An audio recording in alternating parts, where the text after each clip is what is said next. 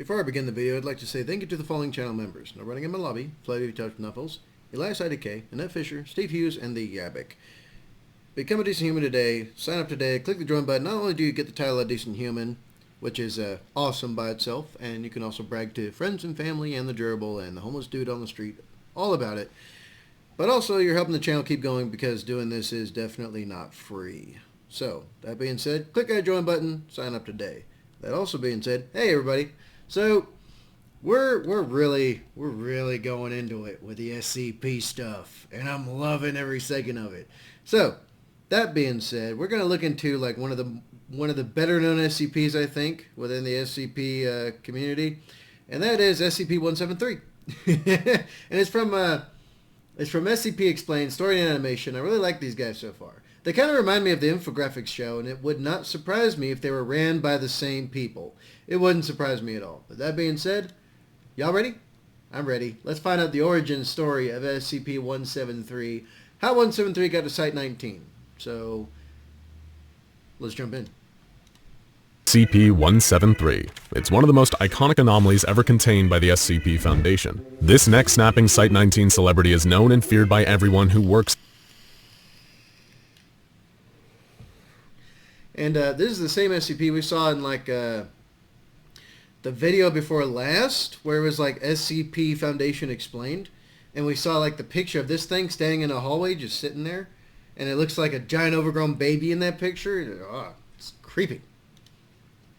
Since being contained in 1993, its nubby concrete hands metaphorically and quite literally stained with the blood of countless people. But this mostly immobile oddity wasn't always a resident of Site-19, and the story of how exactly it ended up there, and more importantly why, is far more ridiculous, insane, and downright terrifying than you could ever imagine. So buckle up SCP fans, this is the dramatic tale of how this homicidal piece of modern art ended up at the SCP Foundation's largest containment site. To give you an idea of just how weird this origin story is, we're gonna have to leap forward to the year of 2045. We know what you're thinking. Isn't this a prequel? How can it take place in the future? Sit tight, folks. It'll all make sense in the end. Site-91 is where we lay our scene, under the watchful eyes of Site Director Dr. James Long, a senior researcher with level 4 security clearance, the second highest at the Foundation. Dr. Long had given decades of devotion and his expertise to the Foundation. He was a proud man who wore his life of service to the containment cause as a badge of honor. After years of dodging death while researching some of the most dangerous anomalies that Site-91 had to offer, he had ascended to the rank of Site Director, which represented the culmination of his life's work. And in his new position of power, he'd only proved himself further, running a tight ship and reducing the number of containment breaches across the board. Nobody could say that Dr. Long wasn't extremely talented at his job, which is why he was so confused when he received an email from Alexandra Nalla, an administrative assistant working directly for the O5 Council. It was the type of email that no Site Director ever wanted to receive. Dr. Long was being told that, with no input or oversight from him, the majority of Site-91's anomalies were going to be taken to an undisclosed location for safer containment. The list contained nearly every meaningful detainee contained on the site, including, of course, SCP-173. This particular anomaly had been contained at the site for 37 years after being delivered there in 2008.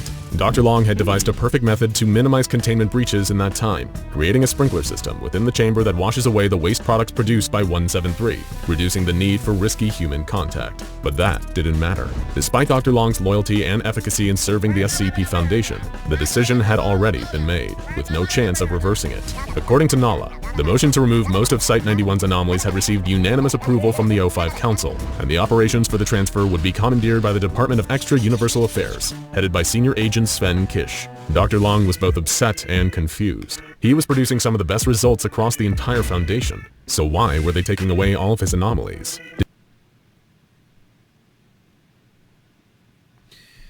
Yeah, that tracks. That tracks real heavy, because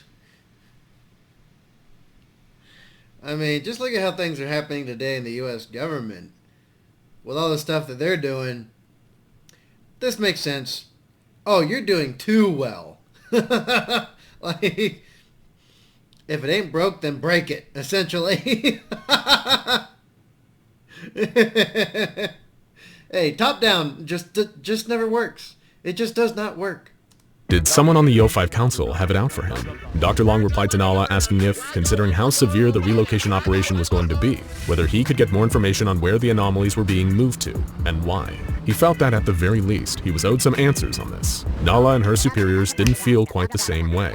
She replied that Dr. Long sadly didn't have the clearance to know any of the operation's particulars. This information was reserved for those with level 5 clearance, and members of the Multi-Universal Department. All that Dr. Long needed to do was stay out of the way, and everything would be taken care of for him. But that wasn't enough for Dr. Long. He needed to know more. He needed to understand why this seemingly random decision had been made.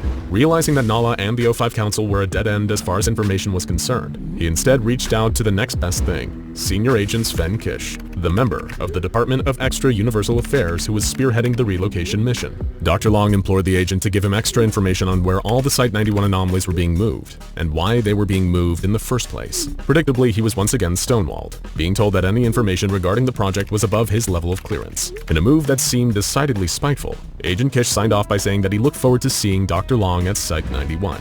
And not long after that, he did. Agent Kish, along with a huge number of agents and task force members from the Multi-U department, arrived on site, bearing state-of-the-art containment equipment. An exasperated Dr. Long wasn't able to glean any more information from this experience. The Multi-U agents were ruthlessly efficient, transferring the lion's share of the anomalies into temporary containment, and transporting them off-site within a few hours. By the time they were done, Dr. Long and his staff were left with one of the most desolate and empty containment sites on the Foundation's books. Here was Dr. Long, with decades of service and climbing the organizational ladder, only to be left as a glorified babysitter for a handful of low-priority anomalous items. It all felt like a cruel joke.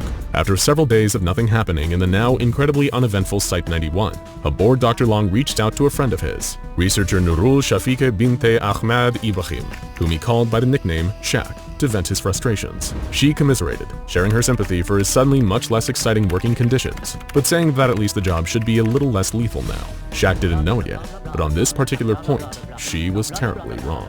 Dr. Long shared his theory that perhaps some sites were being consolidated so the Foundation could save money, and that this would lead to layoffs. Shaq essentially told him that he was worrying too much. The reality was that Dr. Long had some very good reasons to be worried. His problem was that he hadn't been worrying about the right things. In Foundation Containment Area 179, something awful was brewing. As usual, guards posted around SCP-2317, an old door containing a portal to another world, waited while Foundation staff and D-classes performed the standard Procedure 220 Calabasas ritual within.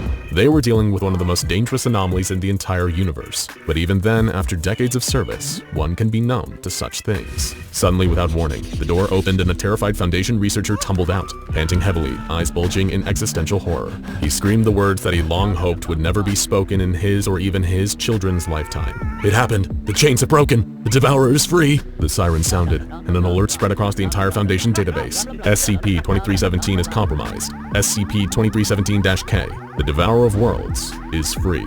If the creature escapes Area 179, an XK-class end-of-the-world scenario is basically assured. So all efforts will be taken to make sure that the creature does not escape at any cost, and they really did mean any cost. The old wooden door of SCP-2317 splintered as an immense scaly hand sprang forth and clawed a wave of devastation throughout the containment chamber. Guards were dispatched in the hundreds with heavy weaponry to buy some time, firing at the Devourer. A beast the size of a mountain rose from the ground, staring at the terrified humans below with its one gigantic red eye. And quite honestly, this can be used as like a metaphor, or maybe simile, or something to that effect, for the incompetence of bureaucracy. Right? Someone, take for example, like several failed projects that were set up, for the military, right? There's been several where it's like, the nephew of like some sitting congressman, or usually a sitting congressman of some kind, had this great idea for something they could use for the military, and then the congressman made sure it got pushed through because that's his nephew. And then the project fails, but the nephew still made out with a lot of money from the project. And of course, somehow a cut of that makes its way to the congressman. Even though the project was a disaster, there was no repercussions for either of them. Yeah, sounds very similar to this, doesn't it?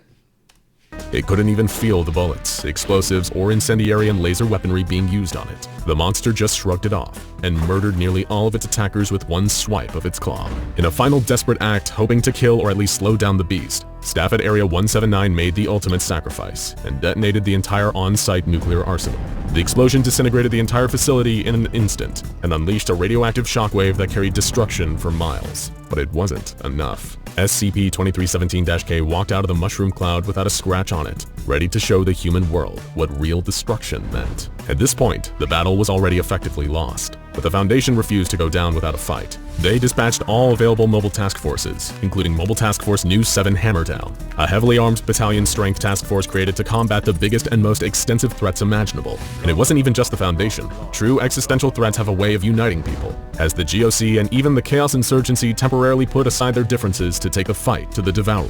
But would any of it be enough? Barrages of cruise missiles and ICBMs did nothing to halt the Devourer's assault, as it rampaged, destroying towns and cities at first, then regions, then whole nations. Swarms of scrambled jets and helicopters were knocked out of the sky with casual swipes. The creature bulldozed over landscapes teeming with tanks and heavy artillery vehicles. It snapped aircraft carriers in half as it waded from ocean to ocean, systematically destroying everything in its path. Even satellite-mounted orbital cannons and the heavy energy weapons of MTF Tau 5, also known as Samsara, did nothing to phase the Devourer. It was finally coming to fruition, the dreaded XK-class end-of-the-world scenario, and none of the Foundation's expertise, advanced technology, or limitless resources could do anything to stop it.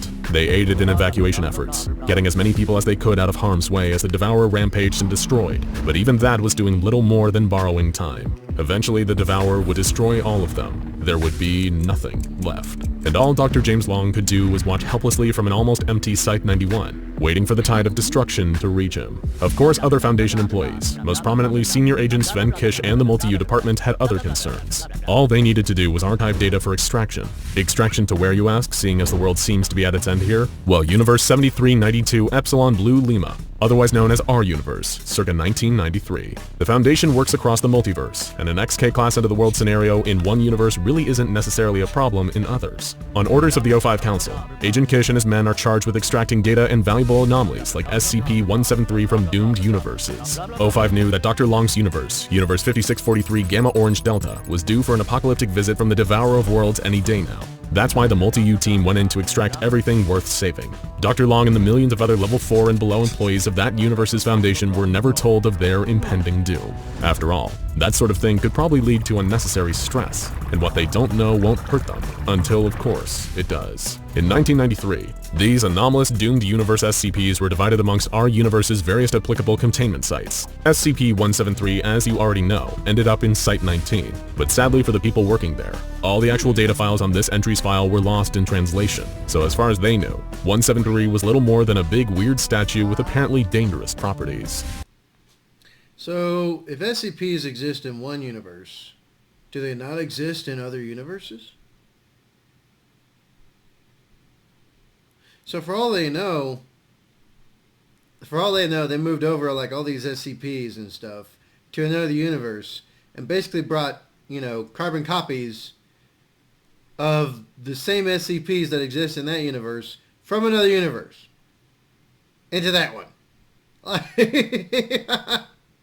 Did anyone ever even think to ask that question? I don't think they did. It in its containment chamber in Site-19 Euclid Wing. Foundation legend Dr. Bright, unaware of just what he had here, assigned Dr. William Moto to begin research on the entity. He recommended that the researcher bring 2 D-classes for testing. When Dr. Moto was faced with the anomalous entity's blank file, he gave a sigh and began to write something in its description box. Moved to Site-19, 1993. Origin is, as of yet, unknown. Wasn't that a delightful little tale? Now we know how SCP-173 made its way into Site-19, and what our own universe may have to look forward to in 2045. So remember, if you ever see Agent Sven Kish planning a transfer of anomalies out of your site, maybe consider using some of that PTO, and maybe consider putting a down payment on a nice, cozy apocalypse bunker over in Iceland. Know of other tales you'd like to see us cover? Let us know down in the comments. Alright, there we go. Now we know how SCP-173 got to Site-19. That's very interesting. Very interesting. There's even more of the story to expand on, right? This is going to be fun. This is going to be fun. But what did y'all think? What did y'all think? Y'all let me know. Y'all let me know. Very interesting. And I wonder why they even did that. right? If they hadn't have done that to begin with, there probably wouldn't have been any other problems, right? Maybe? Shoot, I don't know. But y'all let me know. Alright, y'all know what time it is. You like me, you like this content, you like the kind of content I make, then please like, share, comment, and subscribe, and then hit the real subscribe button called notification bell so you actually get videos when I post them up. Or better yet, if you actually want to get notified and interact with the channel, get into the Discord. Link will be in the description box down below. So that being said, be good, be safe, make a good life for yourselves, and I will see y'all in the next one. BlastCapBadger out.